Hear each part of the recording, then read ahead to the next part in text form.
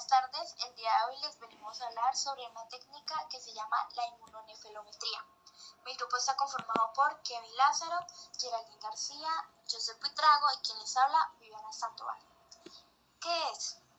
La inmunonefelometría es una técnica analítica utilizada en el laboratorio clínico para medir la concentración de proteínas específicas en una muestra biológica como lo es el suero o el plasma. Esta técnica tiene una amplia aplicación. Además de su uso para la cuantificación de materiales solubles, se ha aplicado el análisis de sustancias microparticuladas. El método nos permite el análisis de concentraciones de antígenos tan bajas como de 1 microgramo por mililitro. Fundamento. La inmunonefelometría combina principios inmunológicos como la de la unión específica entre antígeno y anticuerpo, con técnicas ópticas de medición de la dispersión de la luz. Se utiliza para poder cuantificar proteínas específicas en una muestra, como lo son las inmunoglobulinas, proteínas de complemento, marcadores inflamatorios, entre otros. Número 1. Principio de la interacción antígeno-anticuerpo. La inmunonefelometría utiliza anticuerpos específicos que se unen a los antígenos, que son proteínas de interés presentes en la muestra. Cuando el antígeno y el anticuerpo se unen, forman unos complejos inmunes.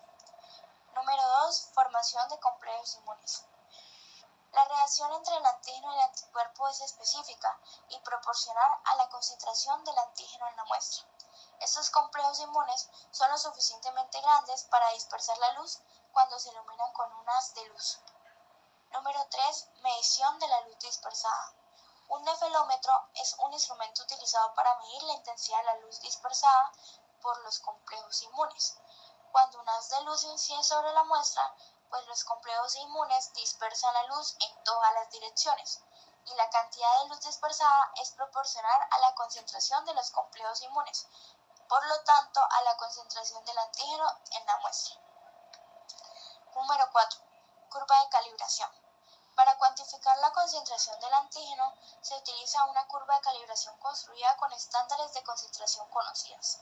La intensidad de la luz dispersada por los estándares se correlaciona con sus concentraciones, permitiendo determinar la concentración de la muestra desconocida. Tenemos lo que es la potencia de la radiación, que esta puede depender de, ya sea del número de partículas, pues a mayor concentración habrá mayor dispersión. Tamaño de partículas que ha de ser de igual o menor a la longitud de onda para que se dé la dispersión, y el índice de refracción, así como el pH y la temperatura. Esta potencia de radiación se refiere a la intensidad de luz dispersada por un complejo antígeno-anticuerpo en una muestra. En los equipos tenemos el nefelómetro, que es el instrumento principal que mide la intensidad de la luz dispersada por los complejos inmunes.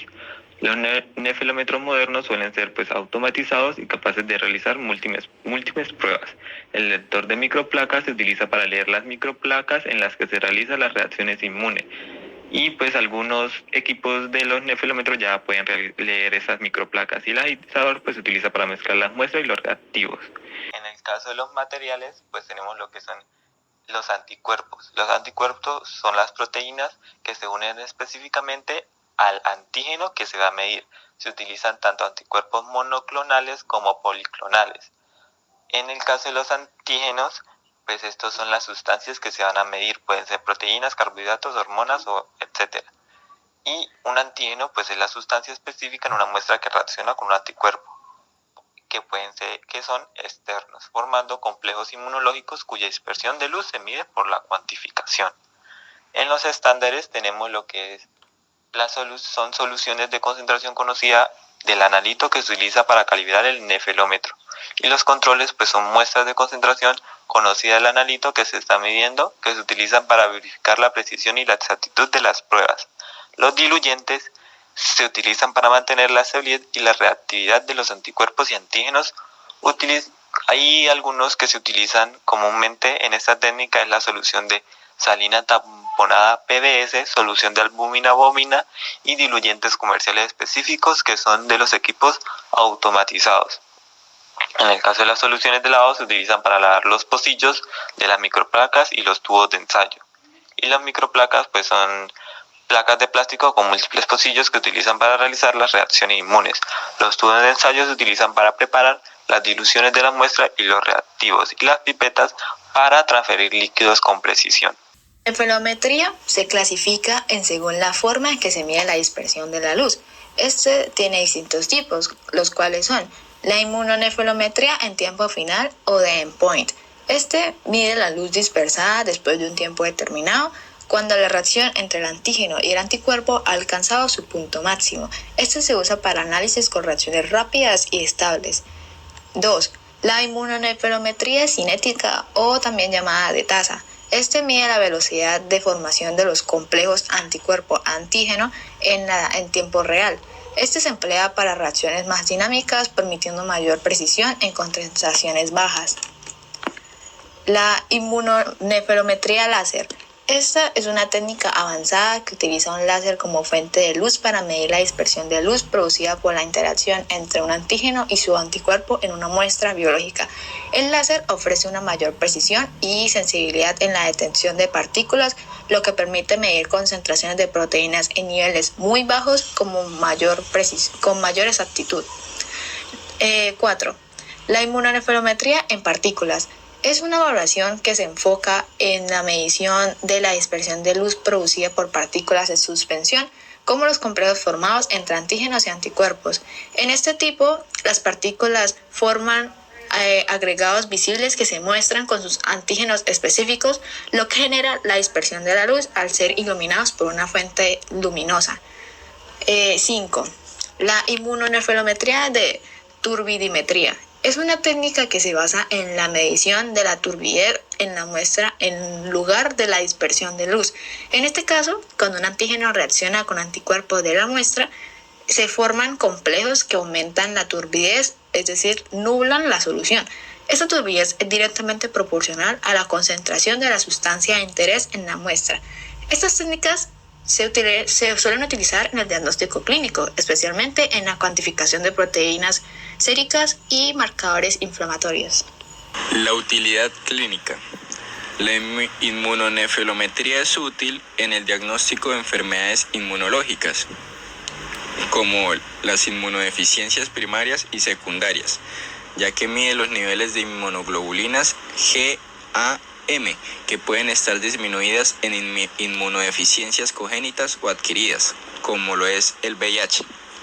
También en el diagnóstico de enfermedades autoinmunes, en la medición de proteínas del complemento 3 o 4, que ayuda a evaluar la actividad de enfermedades como el lupus eritematoso sistémico. Por otro lado, también es útil en la evaluación de procesos inflamatorios. Por ejemplo, la proteína C reactiva, PCR, es un marcador de inflamación que se cuantifica en enfermedades infecciosas, artritis reumatoide y otros trastornos inflamatorios. También en la evaluación de niveles elevados de fibrinógeno pueden indicar el estado inflamatorio crónico o riesgo cardiovascular. También es útil para el diagnóstico y seguimiento de enfermedades hematológicas, en mieloma múltiple y gamapatías monoclonales. La técnica permite cuantificar cadenas ligeras kappa y lambda, el suero y orina, ayudando a evaluar la progresión de la enfermedad. Por otro lado, en síndromes linfoproliferativos, ya que permite medir inmunoglobulinas monoclonales para proteínas. Y por último, también es útil para la evaluación de función renal y hepática, con la beta-2 microglobulina, que es un indicador de daño renal o enfermedades linfoproliferativas. También en la evaluación albúmina y transferrina, que son evaluadas para monitorear la función hepática y el estado nutricional del paciente. Ahora, ¿cuáles son sus aplicaciones en diferentes áreas médicas? Bueno, he de decir que esta técnica se aplica en la inmunología y enfermedades autoinmunes, en el diagnóstico de deficiencias de inmunoglobulinas, por ejemplo, hipogamaglobulinemia. También en la evaluación de actividades de enfermedades como lupus o artritis reumatoide mediante C3 y C4. Se aplica también en la hematología y oncología para la cuantificación de proteínas monoclonales en gamapatías y mieloma múltiple. También en evaluaciones de cadenas ligeras en suero y orina para diagnóstico y pronóstico. También tiene su aplicación en la nefrología para la detección de proteinuria mediante análisis de albúmina y beta-2 microglobulina. De igual forma para la evaluación de nefropatías glomerulares e insuficiencia renal. También cuenta con una aplicación en la cardiología para la evaluación de inflamación y riesgo cardiovascular con proteína C reactiva y fibrógeno.